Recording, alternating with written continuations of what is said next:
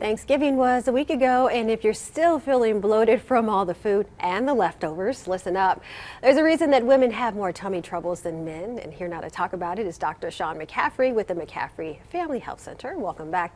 Good morning, how are you? I'm good. So why, especially as women, why are we so bloated? You know, a big part of it comes to overeating.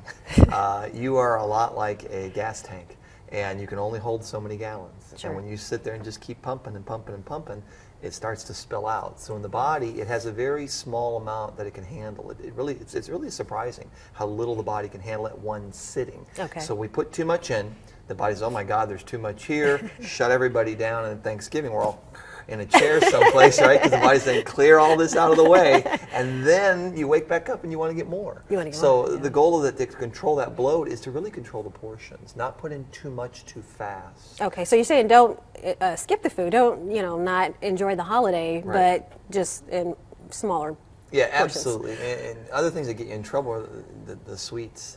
You know, the cookies, the breads, the grains, the cereals. That's what I was going to ask you. So what foods specifically make us feel more bloated than others? Those would be it. I mean, anything that causes the potential for fermentation.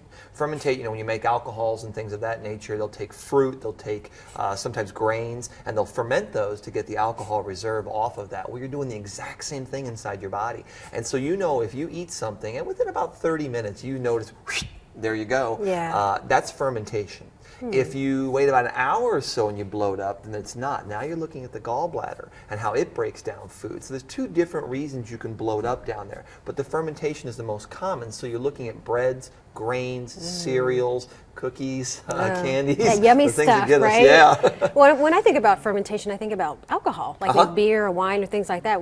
Will those also make us feel bloated? They can. They absolutely can, because it's really the same process. When you look at how the body takes in a piece of bread, for example, it will actually try to ferment that a little bit if it can't digest it quickly or efficiently. And it's the enzymes inside your body that break that food down. Okay. So if you're lacking in those, or you don't have enough, or you crossed a certain age barrier where you don't produce as many anymore, your odds of getting a little more fermented and bloated happen quickly, and alcohol does the exact same thing.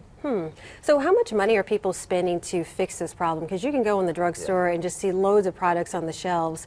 It seems like a really costly problem. Extremely so. It's one of the top 3 things we spend money on every year for medications. Wow. You're talking billions of dollars a year, and you can just watch TV at night. You can see somebody's laxatives, somebody's anti-bloat medicine, somebody's heartburn medicine. They're all kind of that same family. So it's something that when you're looking to the medication to fix these things, they're temporary fixes. The med is not really fixing it. It's just kind of saying, okay, you started a fire, let's put it out. But it's not helping you stop lighting. It's a Band-Aid. Absolutely. Well, how do you fix this in your practice? One of the big things we do in our practice is we do a urine lab. It's a test, and the urine test will tell you which of the food groups you're really struggling with. So I'll know, okay, is it the breads and the cereals, those carbohydrates, or is it more like the fats that we don't break down, or maybe the protein? So the urine kind of gets us on the right page. Now once we're on that page, then it's really a matter of just running an exam, and once you run that exam, we supplement in enzymes, because enzymes help break food down. But what's interesting about enzymes is they're not generic.